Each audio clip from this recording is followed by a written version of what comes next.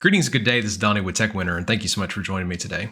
Well, guys, as you know, oftentimes I'll have people reach out to me asking me to test different products that they may have, and the folks at Akiyo recently reached out to me about this LED projector. Yes, this is the model 01. It does support HDMI and also being able to just AirPlay to it as well. So today we're going to unbox it, we're going to look at all the features, and we're going to just do some real-time tests with it on this wall back here behind me. So without any further ado, let's dive in and let's take a look. So guys, I just want to tell you right now out of the gate, this product is $57. So this is a budget projector. If you are expecting a laser beautiful 4K image, this is not the product for you. But if you're looking for something that's economical, very portable, this is an option that might be worth considering. So just going right into this unboxing experience here, just opening up that box, everything is packed in styrofoam in here. I don't see any type of a travel case, but just opening up that projector itself, but just unwrapping the plastic off of that projector itself, just looking at the dimensions on this thing, it is 5.35 by 4.33 by 2.28 inches.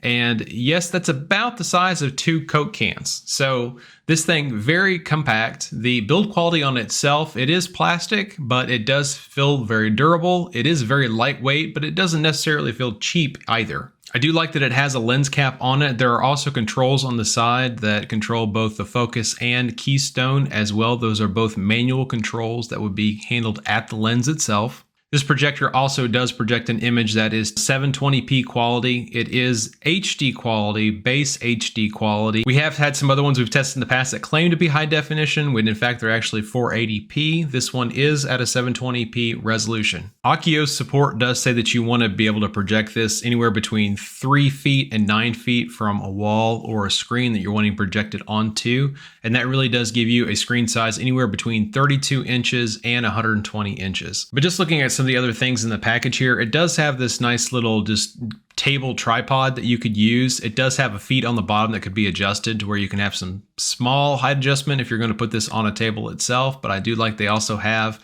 this little tripod that you can then mount to the bottom of the projector and be able to use it. And of course, it does have a standard tripod connection on the bottom of it. So you could use another type of tripod. Actually, for my testing, I'm going to use one that I use typically for just some of my filming. So we'll take a look at that here in just a minute. Just looking at some other contents that are inside this package as well. There is a remote control. As you can see here, it does require 2 AAA batteries if you want to use it.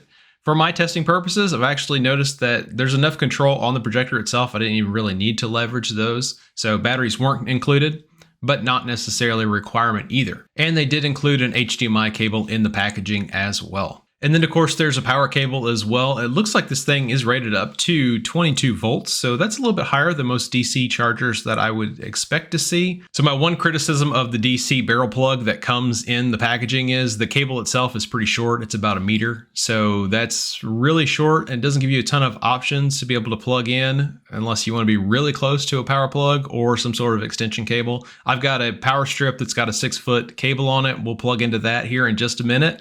But without any further ado, we're going to switch to a different camera. Audio quality might be a little bit lower, but I want to do as much real-time footage and testing as possible. So again, thanks for joining us. Like, share, and subscribe, and we're going to switch over to real-world test. All right, guys, so just switching over to filming on a different camera here, different setup. I've got this projector just kind of pointed towards a wall. Now, just kind of wanted to show you that cable is a little bit short there. So I've got a power strip here that we're plugging into. But just going straight into getting this connected, and I'll plug that in to the power port. It does have an infrared blaster on the back for the remote control. There's also a headphone jack, an HDMI port, another AV input, and then a USB as well. If you wanted to plug in a thumb drive that's got some multimedia on it, it looks like it would be able to play that as well. But just kind of looking at that image, once that focus is set, the picture looks relatively good, guys. But just looking at some of the stats, it does have an ANSI brightness of 100. So not incredibly bright. I'm actually going to just kind of close my window a little bit here to try to make those conditions a little bit darker, which I think will help us a little bit with this testing. But just going right into looking at some of the menu controls on this, I do have it set to HDMI right now. There are some volume controls on here as well. It does have a built-in speaker, which is incredibly handy. Looks like you can go to screen mirroring. We'll try to give that a test here. So it does allow you to connect different types of devices. For my testing, I'll be doing a iPhone here. All right, so it does look like it's gonna let me connect this to my Wi-Fi, which is pretty awesome. This is going to be fun. Holy cow, wow. All right, so if you have a long password, holy smokes, you're gonna have a blast trying to get that entered in there. Good times. So I hope I typed it correctly because we're about to find out. I have an IP address, which means it connected. Yes. All right, so iOS connection.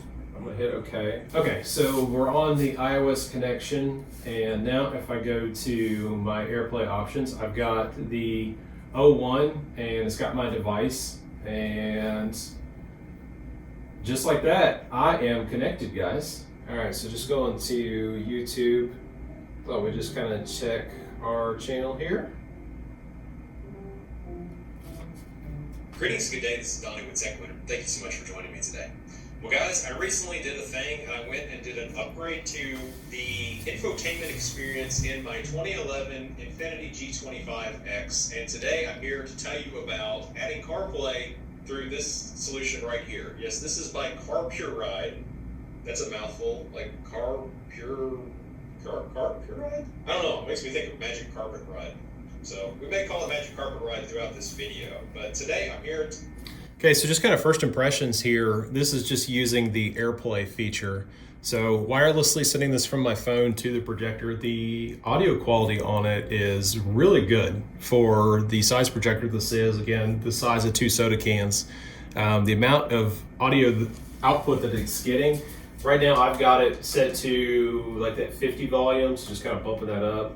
To unbox this, test it, tell you everything I like about it, and there's lots to like about it, and some kind of quirky things as well. So without any further ado, let's dive in and let's take a look. So the one thing I would highlight here is it seems like the audio and my voice are really getting out of sync. To an older car that may not have had it out of the gate, CarPlay didn't even exist in 2011, and I'm not buying a new car just to get that one feature. So I wanted to find a way to get it incorporated into my existing car. Another thing I didn't want to do is tear up the dash. There are actually some cool in-dash solutions that are out there.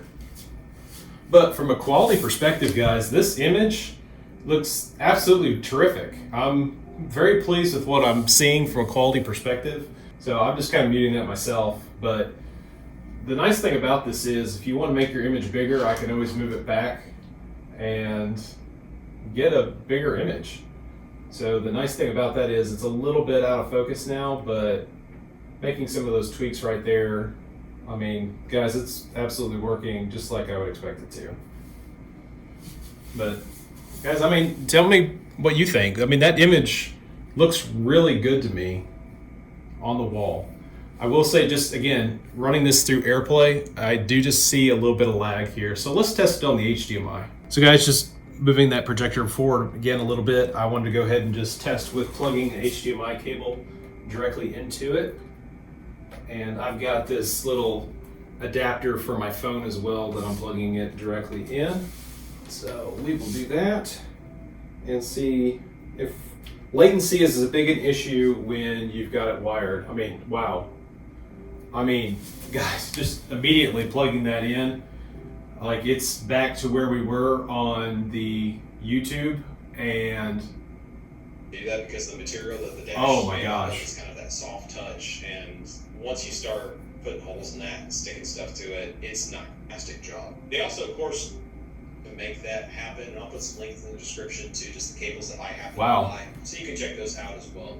But just powering this up, the connection processing, that quality is fantastic. Easy. It does have a Wi-Fi network and a Bluetooth network that your phone has to connect to be able to. We kind of skip ahead again to where for music, and you want to be able to play that through your car sound system. So yeah, the sync between the video and the audio is spot on. It's absolutely perfect. And guys, this quality, I'm absolutely impressed, especially at this price point, 57 bucks. The quality on this thing is 720p. The image, the brightness in a dark room. Now, if you try to do this in the middle of the day in a fully lit room, you're going to have problems. But at this price point, I would say make sure that your expectations are tempered. But from a quality perspective, the brightness in a darkly lit room, this is not bad at all. Did time out there just because my phone went and timed out, but coming back into it, it recovers immediately. Built-in FM transmitter. So I actually like there again, I mean, the zippiness here, I mean, it's happening in real time just like I would expect it to, just right back in there to the YouTubes. So in my car, I don't have an aux jack. Bluetooth is like the hands-free calling thing, which, by the way, that's not Car Pure Ride's fault, but all it does is do voice calls. It does not do audio streaming across Bluetooth. So guys, I gotta say, I'm incredibly impressed with this product from a portability perspective, from a durability perspective. You know, this is, I would say, you know, if and when the LED on this no longer works, you're not going to be replacing it. This I would consider a disposable product once it's reached the end of its useful life. But quality, portability, and cost, this is definitely a worthy product of considering. But guys, let me know in the comments, is this something that you are interested in? Summer's coming up here in the Northern Hemisphere, and this is the kind of thing that you might want to consider for like an outdoor movie night. But thank you so much for joining me today. Guys, I'm Donnie with Tech Winner, helping you make winning decisions when it comes to your tech. You guys, have a great day.